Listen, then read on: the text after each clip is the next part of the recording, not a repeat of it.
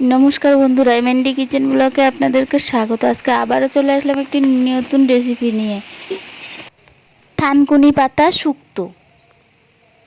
তো দেখো, প্রথমে আমি থানকুনি পাতা তুলতে যাচ্ছি। এই যে দেখতে পাচ্ছেন, এটা আমাদের রাস্তা। এখান থেকে আমি এই থানকুনি পাতা তুলতে আসলাম। আমাদের পাশে বাড়ি থানকুনি পাতা রাস্তার পাশে হয়ে আছে। তো দেখুন, এখান থেকে আমি থানকুনি পাতাগুলো তুলে নেব। আপনারা নিশ্চয়ই চেনেন সবাই, এটা দেখছেন, এটা পাশে বাড়ি যে বড় খালটা ছিল, সে বড় খালটা। দেখো, আমার থানকুনি পাতা তোলা হয়ে গেছে।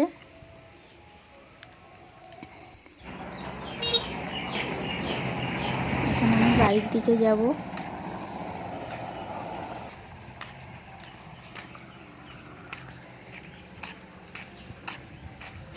এটাকে আমি মাছ দিয়ে রান্না করব, ছোট ছোট মাছ দিয়ে। যে দেখতে পাচ্ছেন, পুঁটি মাছ আছে কটা, ওগুলো দিয়ে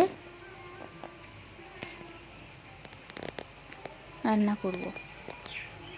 আর কটা তেলাপিয়া আছে ছোট ছোট, ওগুলোকে আমি কেটে পরিষ্কার করে নিয়েছি।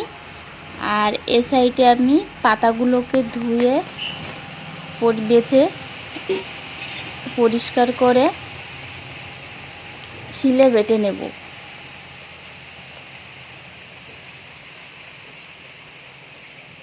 তো এভাবে আমি অল্প অল্প করে শিলে বেটে নেব। উনুনে কড়াইটা বসিয়ে দেব। দেখো, কড়াইতে এবার মাছগুলোকে ভেজে নেব। যে ছোট মাছগুলো আমি রেখেছিলাম, এই মাছগুলোকে আমি ভেজে নেব শুক্তোর জন্য।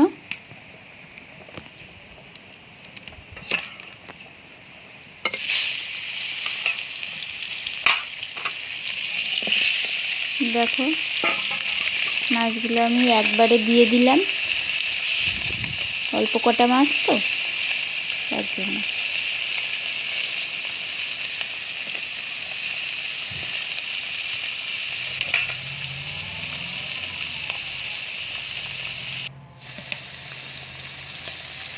দেখো, মাছগুলো ভাজা হয়ে গেছে।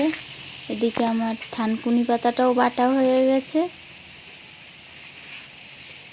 এটাকে এবার আমি একটা পাত্রে নিয়ে নেব।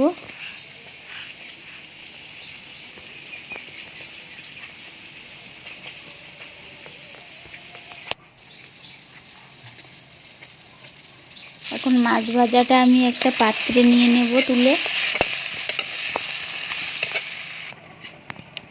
আবারও কড়াইতে একটু তেল দিয়ে সর্ষে তেলের উপরে দেব।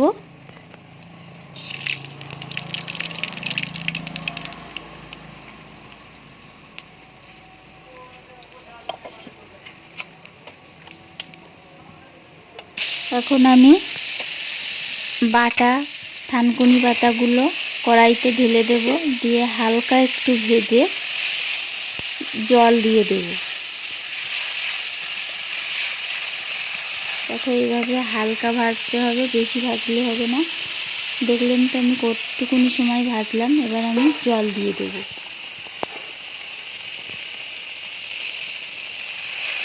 এতে অন্য কিছু তেতো দেওয়ার কোনো প্রয়োজন নেই, কারণ থানকুনি পাতা এমনিতেই একটু হালকা তেতো তেতো।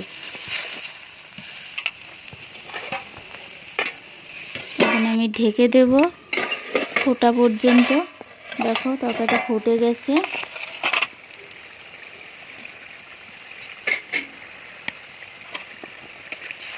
বুঝতেই পারছেন, পাতাগুলো পুরো সিদ্ধ হয়ে গেছে।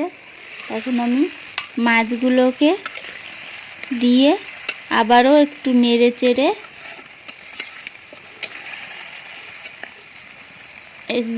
দেব। এখন একটু সর্ষে আবার বেটে নেব। সর্ষেটা বেটে আবার দেখুন দিয়ে দিলাম, দিয়ে আবারও একটু হালকা নেড়ে চেড়ে সামান্য পরিমাণে একটু চিনি দিয়ে দেব।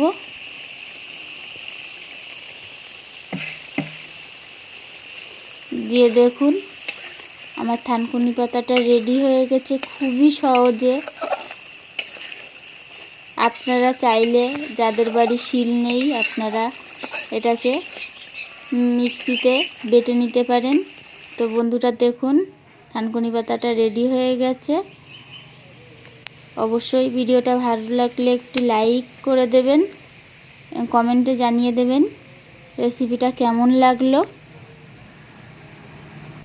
আর যারা চ্যানেলে নতুন তারা চ্যানেলটাকে একটু সাবস্ক্রাইব করে দেবেন।